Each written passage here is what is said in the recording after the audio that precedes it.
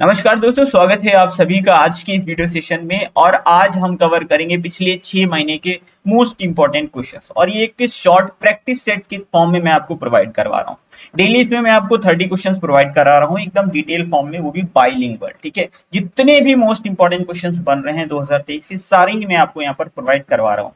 अगर आप 10 दिन भी सीरीज को फॉलो करते हैं तो आप 300 से भी ज्यादा क्वेश्चंस कवर कर पाएंगे, क्योंकि मैं डिटेल में सारी चीजें बताता हूँ। आप पहली बार आए हैं तो चैनल को सब्सक्राइब जरूर कर लीजिएगा, क्योंकि आपके सपोर्ट के बिना ये सीरीज आगे नहीं चल पाएगी। तो आप सपोर्ट करने के लिए सब्सक्राइब कर लीजिए, कि नया चैनल है। आप लोग सब्सक्राइब करेंगे और शेयर करेंगे, लाइक करेंगे, तो चैनल ग्रो करेगा और हम और अच्छा काम कर पाएंगे। शुरू करते हैं आज का ये वीडियो सेशन।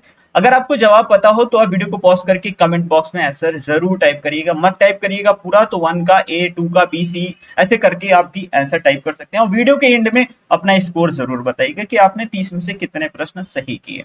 चलिए शुरू करते हैं। हाल ही में कहा पीएम मोदी ने दुनिया के सबसे लंबे प्लेटफॉर्म सिद्धरूधा स्वामी जी हुबली स्टेशन को देश को समर्पित किया। तो ये है कर्नाटक। तो याद रखिएगा, चीजें अपडेट हो चुकी हैं। तो इस रेलवे स्टेशन की लंबाई 1507 मीटर है और अब यह भारत का सबसे लंबा प्लेटफॉर्म बन चुका है। गोरखपुर का प्लेटफॉर्म अब नहीं रहा सबसे लंबा प्लेटफॉर्म। अब सबसे लंबा प्लेटफॉर्म कहाँ का हो गया है? कर्नाटक का। तो याद रखेंगे। और इसे Guinness book of world record से भी मान्यता मिल चुकी है। अगर आप देखेंगे तो ये 1507 मीटर है, ठीक है। और ये गोरखपुर वाला जो प्लेटफॉर्म है, ये कितना है? ये 1366.33 मीटर। ठीक, आगे बढ़ेंगे। इंपॉर्टेंट प्रश्न था ये, काफी ज्यादा। हाल ही में जारी 11वें वर्ल्ड हैप्पीनेस इंडेक्स 2023 में भारत किस स्थान पे है? हैप्पीनेस इंडेक्स अक्सर एग्जाम में पूछा जाता है, इसलिए बहुत ही ज्यादा इसको इंपॉर्टेंट कैटेगरी में रखा जाता है। 126वें नंबर पे है भारत इस बार। एसडीएसएन के द्वारा जारी किया जाता है, सस्टेनेबल डेवलपमेंट सोल्यूशन नेटवर्क। ठीक है, तो वर्ल्ड हैप्पीनेस इंडेक्स भारत की रैंक याद रखिए 126 है। टॉप पर फिनलैंड है। फिन को फन से रिलेट करेंगे, फनलैंड। फिनलैंड के लोग काफी ज्यादा फन करते हैं, इसीलिए हमेशा टॉप पे रहते हैं, खुश रहते हैं। अगला प्रश्न है, हाल ही में ऑस्ट्रेलियाई सरकार ने किसे ऑर्डर ऑफ ऑस्ट्रेलिया सम्मान से सम्मानित किया है? तो ये रतन टाटा जी को सम्मानित किया है ऑस्ट्रेलिया की सरकार ने। भारत और ऑस्ट्रेलिया संबंधों को मजबूत बनाने के लिए ऑस्ट्रेलिया सरकार ने रतन टाटा जी को इस सम्मान से सम्मानित किया है। विश्व उपभोक्ता अधिकार दिवस कब मनाया जाता है? 15 मार्च को विश्व उपभोक्ता अधिकार दिवस मनाया जाता है। थीम भी बताऊंगा, बिल्कुल मत परेशान होइए। Empowering consumers through clean energy transition, इसकी थीम थी विश्व उपभोक्ता अधिकार दिवस। इंपॉर्टेंट है, बहुत पूछा जाता है। ठीक है, आगे बढ़ते हैं। हाल ही में नेपाल के नए राष्ट्रपति कौन बने हैं? तो नेपाल के नए राष्ट्रपति, बी ऑप्शन सही होगा। बहुत सारे लोग ए टिक कर चुके हैं। पुष्प कमल दहल वो प्रधानमंत्री बने हैं। राष्ट्रपति की बात मैंने की है, रामचंद्र पौडेल बने हैं। ठीक है, इसीलिए उत्तर देने में बिल्कुल भी जल्दी मत किया करिए। रामचंद्र पौडेल नेपाल के तीसरे राष्ट्रपति बने। इन्होंने विद्या देवी भंडारी को रिप्लेस किया है। जबकि उपराष्ट्रपति की अगर बात करें तो राम सहाय प्रसाद यादव ये उपराष्ट्रपति बने हैं और पुष्प कमल दहल यहाँ के प्रधानमंत्री बने। क्लियर हो गया? आगे बढ़ते हैं। अब गलती मत करिएगा। किस राज्य के काजीरंगा राष्ट्रीय उद्यान में राष्ट्रपति द्रौपदी मुर्मू जी ने 2 दिवसीय गज उत्सव का उद्घाटन किया? आप समझ ही गए होंगे, बहुत इजी क्वेश्चन मैंने बना दिया। अगर डायरेक्ट पूछता गज उत्सव कहाँ हुआ तो शायद कुछ लोग जवाब ना दे पाते, लेकिन काजीरंगा राष्ट्रीय उद्यान मैंने ऐड कर दिया। तो याद रखिएगा, काजीरंगा राष्ट्रीय उद्यान में गज उत्सव मनाया गया था रिसेंटली, अभी असम के काजीरंगा में। और इसका उद्घाटन हमारी राष्ट्रपति द्रौपदी मुर्मू जी ने किया था। ठीक है। अच्छा, एक गज मित्र पहल है, वो कहाँ शुरू की गई थी? मैंने आपको बताया था स्कीम्स वाले वीडियो में। गज मित्र पहल ये कहाँ की है? वेस्ट बंगाल की है, पश्चिम बंगाल की है। आगे बढ़ते हैं। हाल ही में ऑस्ट्रेलिया ने भारत के किस राज्य में 2 विश्वविद्यालय वोलोगोंग और डिकिन खोलने के लिए भारत के साथ समझौता किया है? ये प्रश्न यूपी पीसीएस की एग्जाम में पूछा गया है, रिसेंट में अभी हुआ है। कहां पर बात हुई है? गुजरात में। ठीक है, याद रखिएगा, ऑस्ट्रेलिया की 2 यूनिवर्सिटीज गुजरात में खोली जाएंगी, गुजरात के गिफ्ट सिटी में। ये 2 विश्वविद्यालय परिसर गुजरात के गिफ्ट सिटी में खोले जाएंगे। नाम फिर से देख लीजिए, वोलोगोंग और डिकिन। ठीक है, बस इतना याद रखिए। हाल ही में किस राज्य में दुनिया का पहला 200 मीटर लंबा क्रैश बैरियर बाहुबली लगाया गया है। तो ये महाराष्ट्र में लगाया गया है क्रैश बैरियर बाहुबली। तो महाराष्ट्र राजमार्ग पर दुनिया का पहला बांस क्रैश बैरियर, यानी ये जो क्रैश बैरियर है, जैसे रोड वगैरह ऐसे जाती है ना, तो आपने देखा होगा ये साइड में ऐसे बैरियर्स लगे होते हैं, तो ये बांस का लगाया गया है, इसीलिए इसको बांस का बोला जा रहा है। तो इसका नाम है बाहुबली। महाराष्ट्र के चंद्रपुर और यवतमाल जिलों को जोड़ने वाले राजमार्ग पर दुनिया का पहला 200 मीटर लंबा बांस क्रैश बैरियर स्थापित किया गया है। किसे प्रित्जकर पुरस्कार, आर्किटेक्चर पुरस्कार 2023 से सम्मानित किया गया? सर डेविड चिपरफील्ड को दिया गया। आर्किटेक्चर की फील्ड में ये दिया जाता है, सर डेविड चिपरफील्ड को यह दिया गया है। वर्ष 2018 में किसको दिया गया था? एक भारतीय हैं, बालकृष्ण दोषी। क्या नाम है? बालकृष्ण दोषी। इन्हें मिला था यह पुरस्कार। तो याद रखिएगा, भारत से बालकृष्ण दोषी को 2018 में दिया गया था। हाल ही में किस देश ने दुनिया के पहले अंडर वाटर न्यूक्लियर ड्रोन का सफल परीक्षण किया? पानी के अंदर न्यूक्लियर ड्रोन, उसका सफल परीक्षण कर लिया। ये ऐसे ऐसे परीक्षण नॉर्थ कोरिया करता है। ध्यान से सुनिएगा, नॉर्थ कोरिया की बात कर रहे हैं, ठीक है।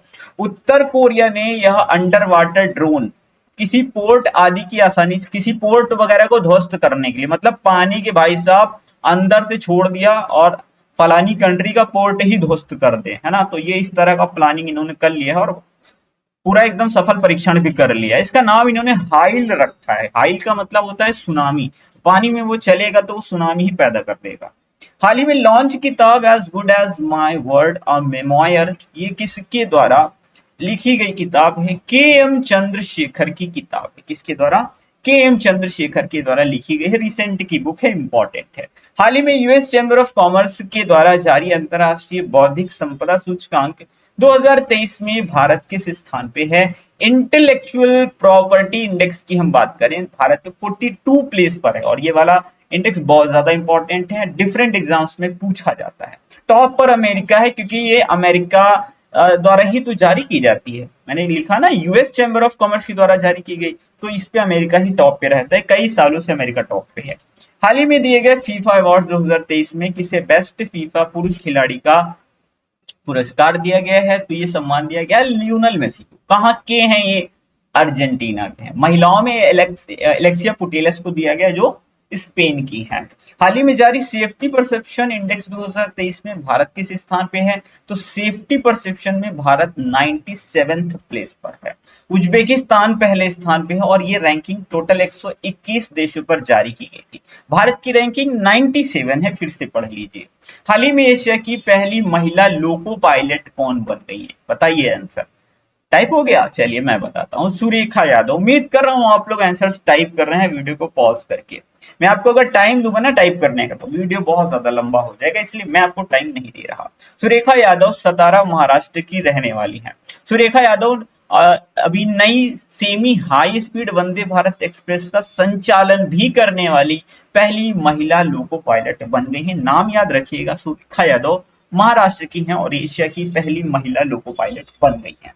हाल ही में नेशनल सैंपल सर्वे द्वारा जारी राज्यों के युवाओं की स्थिति की रिपोर्ट के आधार पर किस राज्य में सर्वाधिक बेरोजगार युवा हैं? जहां की जनसंख्या सबसे ज्यादा है, उत्तर प्रदेश।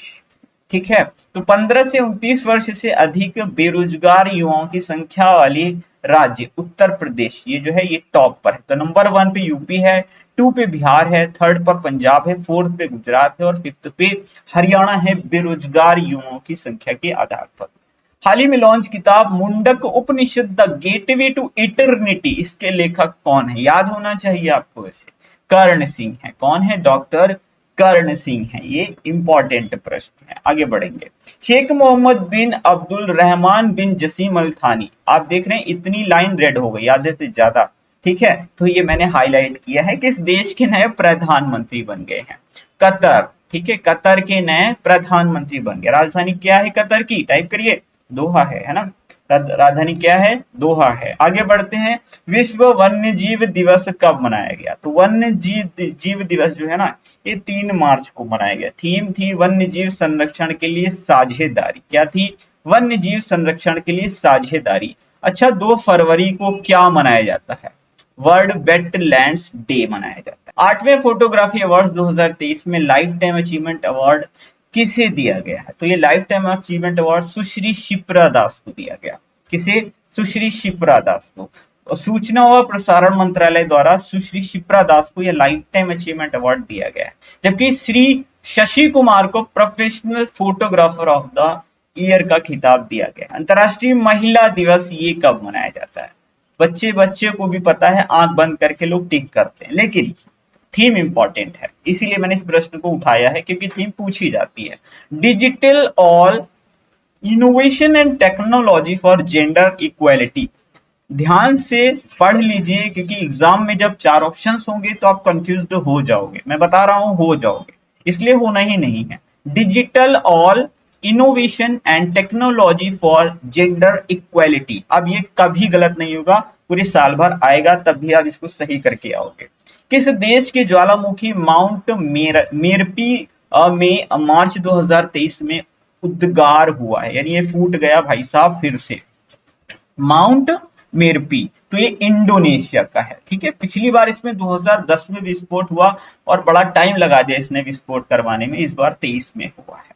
ठीक है, हाल ही में वित्त मंत्रालय के 28वें महालेखा नियंत्रक यानी सीजीए यानी कंट्रोलर जनरल ऑफ अकाउंट्स कौन नियुक्त हुए हैं? श्री एस एस दुबे, याद रखिएगा, श्री एस एस दुबे। ठीक है, और इन्होंने भारती दास को रिप्लेस किया है।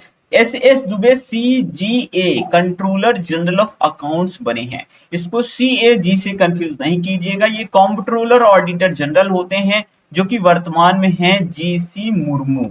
ठीक है, ये चीज हो गई। चलिए आगे बढ़ते हैं। 22वें विधि आयोग के कार्यकाल को किस वर्ष तक के लिए एक्सटेंड कर दिया गया है? 2024 तक के लिए 22वें विधि आयोग के कार्यकाल को एक्सटेंड कर दिया गया है। तो 31 अगस्त 2024 तक। ठीक है, कब तक एक्सटेंड किया गया? 2024 तक। हाल ही में कौन फिक्की लेडीज ऑर्गेनाइजेशन की 40वीं प्रेसिडेंट बन गई है? इनका नाम है सुधा शिव कुमार। क्या नाम है? सुधा शिव कुमार। बस इतना ही याद रखिए, सिंपल सा प्रश्न है। महिलाओं से रिलेटेड प्रश्न अक्सर एग्जाम्स में पूछे जाते हैं, जो चर्चित महिलाएं हैं। अगला प्रश्न है, उत्तर भारत का पहला न्यूक्लियर पावर प्लांट ये कहां पर बनाया जा रहा है? हरियाणा में बनाया जा रहा है। कहां पर? हरियाणा में। ध्यान से सुनिएगा, ये गोरखपुर में बनाया जा रहा है। कुछ लोग कहेंगे सर गोरखपुर तो उत्तर प्रदेश में है, लेकिन ये गोरखपुर हरियाणा में है। उत्तर भारत का पहला न्यूक्लियर पावर प्लांट हरियाणा के फतेहाबाद जिले के गोरखपुर गांव में बनेगा।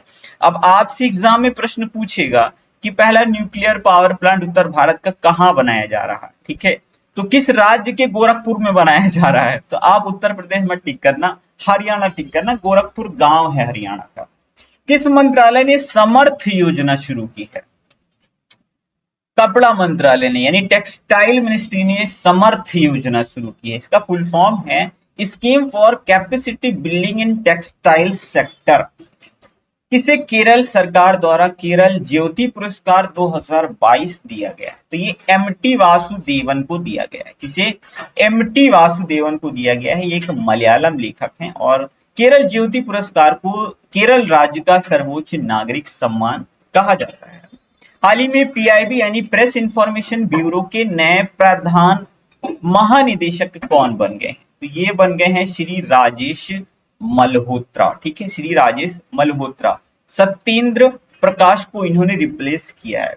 मुझे लग रहा है काफी सारे प्रश्नों के जवाब मैंने ऑप्शन ए में ही रख दिए हैं, तो आप लोगों को जवाब देने में आसानी हो रही होगी, लेकिन सब में ए मत मार दीजिएगा। भारतीय नौसेना कमांडर सम्मेलन का आयोजन किस स्वदेशी रूप से निर्मित आईएनएस पर हुआ है? आईएनएस मतलब होता है इंडियन नवल शिप। ठीक है, तो ये कौन सा है? ये आईएनएस विक्रांत। लो भाई, इस बार ए नहीं है, गलती मत कर देना ए टिक करके। तो ये है आईएनएस विक्रांत। तो ये थे आज के सारे प्रैक्टिस सेट के क्वेश्चन। एक प्रश्न आपको दे करके जा रहा हूं, बताइए ये क्रैश बैरियर जो है बाहुबली किस स्टेट में लगाया गया? कैसा लगा वीडियो आपको? आप अपना वैल्यूएबल फीडबैक कमेंट बॉक्स में जरूर टाइप करें, और यहां तक आ गए हैं तो इस प्रश्न का जवाब हर हाल में कमेंट बॉक्स में टाइप करें। इससे 2 फायदे होंगे, एक आपको होगा ये प्रश्न आपको याद हो जाएगा, दूसरा हमें होगा कि कितने एस्पिरेंट्स हैं जो वीडियो को लास्ट तक देख रहे हैं। कोई शिकायत या सुझाव हो तो कमेंट बॉक्स में जरूर बताएं। हंसते रहें, मुस्कुराते रहें, पढ़ते रहें और जीवन में आगे बढ़ते रहें। मिलते हैं अगले वीडियो में। Thank you for watching.